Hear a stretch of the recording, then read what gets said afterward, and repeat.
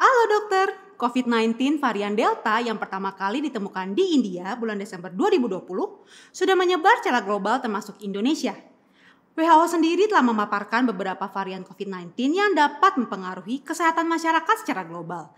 Di antaranya varian Alpha, Beta, Gamma, dan Delta. Tapi apa sih yang membedakan varian Delta dengan varian yang lain? Yuk simak video Alomedica berikut ini.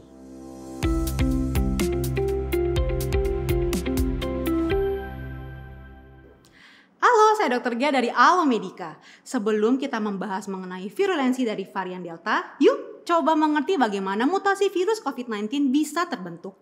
Eits, tapi sebelum kita lanjut, saya mau ajak sejawat sekalian untuk follow dan subscribe semua media sosial Alomedica nih. Jangan lupa juga nyalain lambang lonceng notifikasinya supaya bisa dapat update pas Alomedica upload informasi kesehatan terbaru.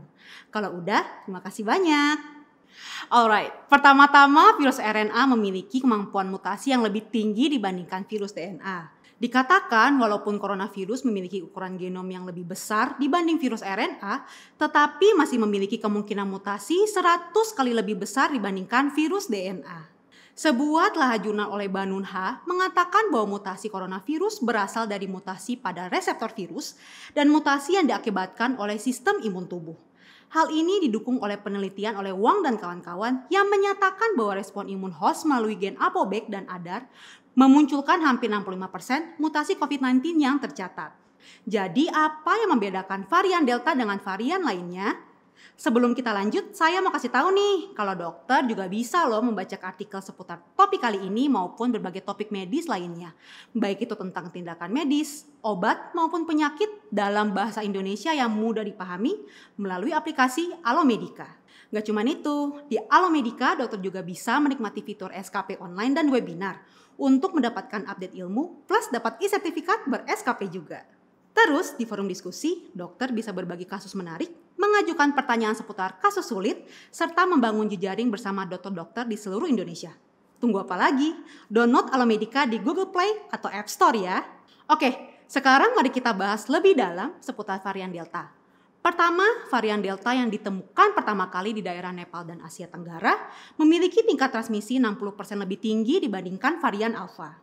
Kedua, varian Delta memiliki resistensi moderat terhadap vaksin COVID-19, terutama pada individu yang baru mendapatkan 1 kali vaksin COVID-19.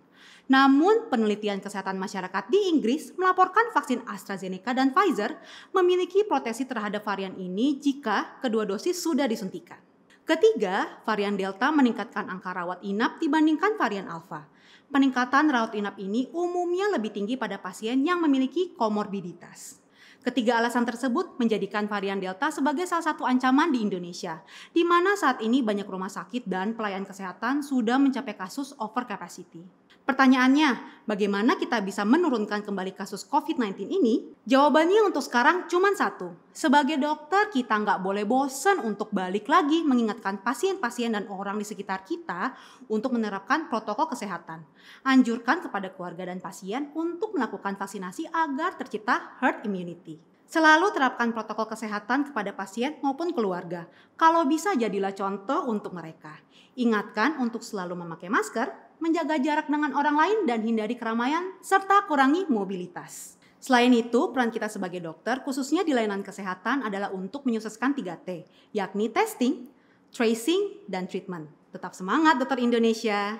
Oke, sekian dulu ya penjelasan tentang varian Delta dari SARS-CoV-2 penyebab COVID-19. Jangan lupa untuk like, comment, share, dan subscribe ke channel Alomedica. Jadi dokter andal dalam genggaman, salam Alomedica.